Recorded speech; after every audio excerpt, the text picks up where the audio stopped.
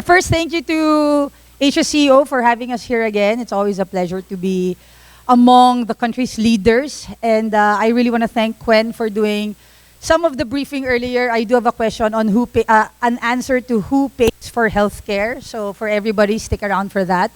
My name is Cindy Burdette. I'm the Chief Commercial Officer for KonsultaMD. And yes, I used to be the CEO of a startup called AllCare, which you probably have heard of. And yes, I was lured to work with AC Health and Globe through KonsultaMD because they have larger budgets and there's more work that I can do through the group. So this morning I'm going to talk about a very important topic that I've been working on since my time in Storm. So if you've seen me before in Asia CEO, that's primarily because I used to be the head of commercial for the first and the largest flexible benefits technology for the country, which was Storm. And all through those years, all the learnings that I've gotten from Storm, AllCare, and now with KonsultaMD are in this deck, which I will try to share in the next 20 minutes. It's the same presentation I gave back last Friday in Visayas, so I hope it will resonate with you as well as it did last week. Okay. So just a quick overview. I am going to try and do this within 20 minutes. So please try to drink your coffee because this will be a bit fast-paced. Okay, so we're going through Philippine health landscape. We have a number of doctors here, so I'm sure you can relate to this. And then I won't go too much in detail anymore because Quen did a very wonderful job on explaining some of the trends in health benefits. But I will share initiatives on maximizing budgets that you can actually implement and then quickly share to you what AC Health and KonsultaMD is doing to help companies do that. Okay. So first, let's take a look at how the spend on Philippine healthcare is like. So in 2022, 896 billion pesos was spent on general health. Of that, about 180 billion was spent in public hospitals and larger in private hospitals. So what is that telling us? As employers, our employees actually prefer private hospitalization. And I don't think there's anybody here who requires their HMO to be in a public hospital, right? So as employers, we help drive this.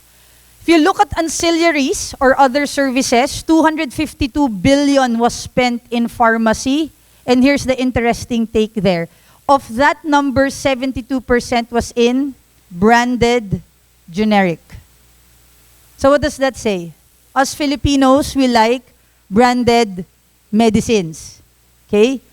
The paracetamol that you take with the very, very popular commercial, with the very popular boy next door, is probably what you buy, but it's the exact same one that we sell in generica. Right? And yet it is 3 times more expensive, only because we're a culture that prefers branding. When you look at the financing of the national health expenditure, you're going to see that half of that is paid through our PhilHealth. But if you recount, when does a Filipino have a PhilHealth ID? When does that happen? When they first join as an employee, right? Because HR helps them process their PhilHealth. Why? Because your HMO will probably require PhilHealth initial coverage, right? And so what that means is that even the PhilHealth spending is largely driven by us employers. And then when you look at HMO spending, combine that with PhilHealth, that's over half of the national expenditure. And I won't go on about how we lack doctors, how we lack facilities, because every day we already experience that. But the general takeaway for this slide is this. As employers, we have a responsibility to drive wellness because we are actually the ones paying for it. And if we go out and just take an off-the-shelf product that our friends from the health industry is offering us, we are doing a disservice to our shareholders because that's not the way to maximize our budgets. Right? And I'll go into detail in a bit. Okay. So in Asian Pacific, on average, a company will lose about 45 to 70 days per year to employee health issues. Of that number, 45% of Asian employees say mental health affects productivity. In fact, 31% will be at high risk for some mental health concern. Right? But when you look at wellness programs of employers, they probably have one counselor for 10,000 employees, right? When you look at what they're covering is, they probably have one mental health session, right? And it needs to be used in the next 30 days. So it feels like we're designing the programs differently. Of that particular number, 78% lack a high level of well-being at work. And as I was preparing for my talk tomorrow, I saw that if an employee has a positive wellness experience with the employer, they are 16 times more likely to stay with that employer. That's how big wellness is connected to retention, which is eventually connected to productivity and bottom line. Right? Of our country's population, 48% of employees don't have emergency savings. So when the HMO runs out, what are they gonna do? They're gonna borrow. They're gonna take out a salary loan. And then their net take-home pay will be less. And they will live under financial duress. Right? 23% of those surveyed in this study actually said they felt lack of belongingness, they felt lonely, found no meaning, and found no purpose, or they were lacking purpose. But when you look at the talent competition in the country, it's very challenging. If you've tried to hire the past 6 months, it probably took you 2 to 3 months just to find a competitive talent pool, which you probably won't hire because they're expensive. Right? And so now you have a problem. Wellness is getting expensive. Benefits are getting expensive. Talent recruitment is being more challenging. What is HR doing? Right? So this is the environment we're working in. Now, yesterday we had a very, very enlightening and interesting conversation with USAID, with EPIC, with Pilipinas Shell Corporation, because we're trying to address this particular issue. Did you know that from 2022 to 2023, we doubled our daily HIV cases and we lowered the entry point? It is now 15 years old.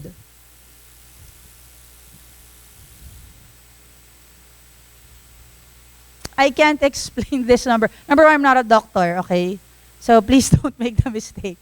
But from where we stand, this is an important issue we need to solve, because when they become employees, this will become a pre-existing issue, a pre-existing condition, and this will have to be addressed by us as employers, right? Interestingly, in yesterday's meeting, I learned that I didn't know anything about HIV. I learned that I didn't know where the treatment centers were. I didn't know what the typical HIV patient had to go through to be able to handle their condition. And if you're like me, and I would consider myself pretty well read, you probably don't know anything too. Right? So this is something that we're dealing with in this country. And let's remember, delayed care remains a concern, with 29% of new confirmed HIV cases will be advanced when they get diagnosed. And I remember Gwen saying earlier, early detection is key. And yet for HIV, there's a big chance it will be diagnosed at a later stage because we don't have enough screening, because screening is not covered with our HMO, or it's not covered by the employer, right? Here's another interesting story. I thought we defeated TB already. And yet, TB cases are rising in the country. Again. Why is that? Okay. In 2025, it is expected that there will be a 130% increase in TB penetration in the country. What's happening? Right? It feels like with technology, the expectation is we will get better. But the numbers don't quite seem to say the same story. And so, my role this morning is to really encourage us as employers to take a more committed and interventional look at wellness. My challenge to you really is to step out of what you already know in terms of how you're designing wellness programs, relying on the HMO to give you, correct, don't get me wrong, I love HMOs. My previous startup was in that business, right? We work very closely with HMOs. But we need to be creative in the way that we design those services, the wellness programs for our employees. There are several issues that penetrate our employee population today. Ischemic heart disease, cancer, cerebrovascular, and of course, our favorite, diabetes, right?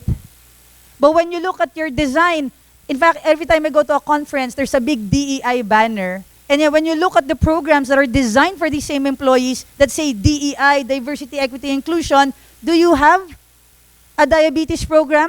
Do you have a cardiovascular program? How about for people with overweight issues? Do you have a program for that? Because that's what it means to be DEI, a holistic DEI approach. It's not some token banner that we just put in our offices. Okay. And you probably saw the data. The country's population is getting older. And at some point, we will have to talk about where our aging population is going to end up. So, I am sorry to be the bearer of some bad news this morning. But my goal is to really challenge us to take a look at our existing wellness programs and how might we change and address that to create meaningful impact into the population. Each employer is actually a population manager when you think about it, right? You employ 1,500, they sit in your office, you take care of that population. They spend on average about 14 hours a day in your office, so you are that person's health manager, right? So we need to have that mentality when we design wellness programs. If you're still thinking about benefits as a attraction tool that will set you apart, let me give you the hard truth, it's now a necessity. It will not just set you apart anymore. It's the price to play in the talent game, right? A Mercer report said that 72% of employees who had more than 10 benefits felt like their employer cared about them. 10 benefits. 10 benefits. But this is the reality considering we have smaller budgets or we are expected to do the same things with more things with the same budget, right? 41% employees who are unwell physically or mentally are less likely to believe that our employees care about them even if they actually did. What does this mean? If the employee is physically unwell or mentally unwell, no matter what you do, the opinion about the employer will be negative because they're just unwell. It's like at home when you're sick, you're grumpy, right? It's the same in the workplace. So we need to make sure they're physically and mentally well. Additionally, those who feel their employers care more about them are twice more likely to feel more comfortable about discussing their mental health issues. Now, my favorite topic, my fellow Gen Zs. Okay? Gen Z is, this is a research from Mercer as well, is generally more positive about work than other generations. They have higher thriving rates, better job design for well-being, and more open about mental health. But take note, because they're more woke, they're more likely to leave your company. And so if you don't design an employee experience that's customized for the Gen Z, they're out the door. And because they're more talented, they're more technologically savvy, they will be employed quicker than you find the paper for your recruitment tool, right? So it's important that we design programs accordingly. If you look at all generations, their number one request now is preventive cancer screening. Gen Zs want an app to find medical care. When they need it, where they need it, and when they need it. So they're invested in overall health. They just want the tools to do that. And then caregivers. Filipinos are generally caregivers. Globally, 71% of employees say they are caregivers, and yet the benefits we provide them don't allow for them to be caregivers. Caregivers is defined as somebody having to take care of somebody else.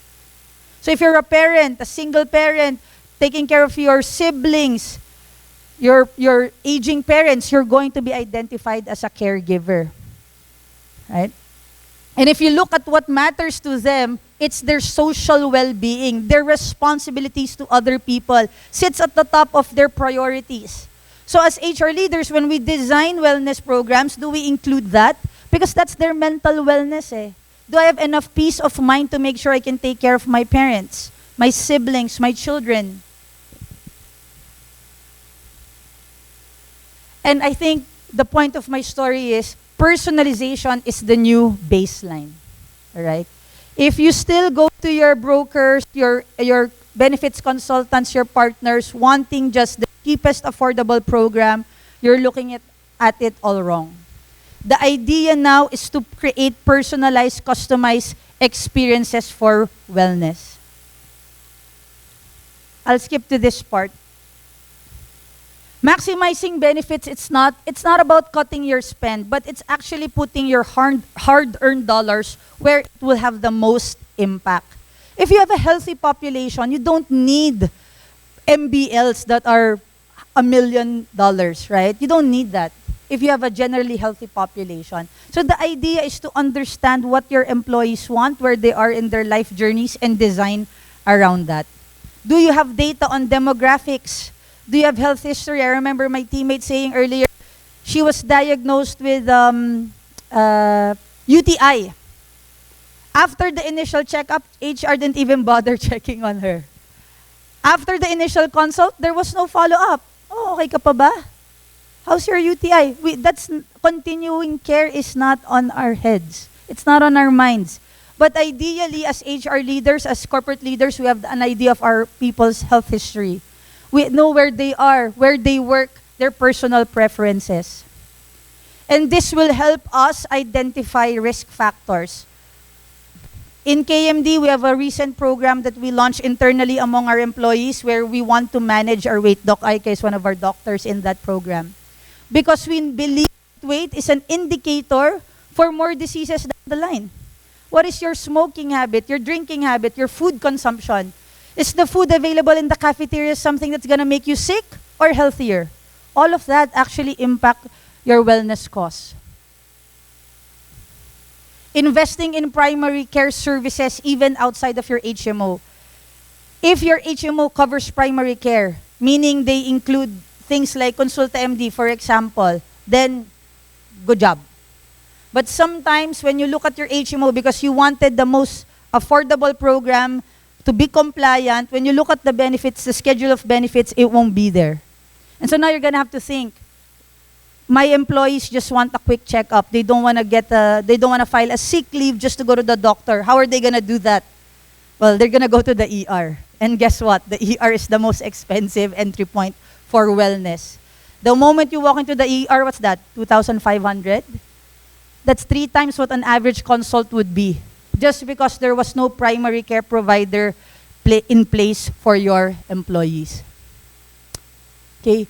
So, as leaders, I challenge you to take a refreshed approach on how you design employee benefits. Aeon is here, Doc Ando will talk about it.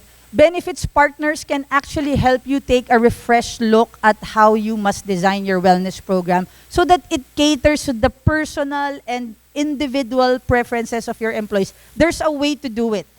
You will just have to employ creativity and technology. I won't go through this case study anymore. And this is why I jumped ship, okay? This is why this was such an interesting value proposition for me to move from my previous startup to this group. Because when you look at KMD, we're able to do primary care. As you all know, we're a telehealth provider, right? We can catch early concerns. You don't need to go to the hospital or the clinic if you don't have to. We have many providers inside, including 50 different kinds of specialists who speak different languages. We can monitor wellness journeys for you. Did you go and do a checkup for a particular diagnosis? Let me schedule a follow-up with you. Let me send you a nudge because you haven't done your laboratory. Doc Aika put me in a diagnostic that I still haven't done. And I keep getting that notification because the notification is personalized to me. And now as HR, they can track, Cindy has not done her APE, right? Somebody tell her to get her APE already. Doc Quen, Sir Quen, I will get my annual checkup, don't worry, okay? I'll skip through this. You can talk to anybody in our team. We have a booth there of everything that we do. But basically, this is the technology, the innovation that might help you personalize wellness journeys and help you make employees more compliant with the programs that they need to be enrolled in. So I'll skip this part and just tell you about AC Health. So AC Health, as you guys probably know, is the health arm of the Ayala Group. We are actually kind of segmented in 3 groups. We have our pharma group, which most popularly you are familiar with, Generica. If you have a big enough group, I encourage you to inquire with Generica if you can have an in-company pharmacy so that your maintenance medicines of your employees can be accessible quite quickly. We have St. Joseph Drug there, which is a drugstore chain up in the north, similar format with Mercury Drug.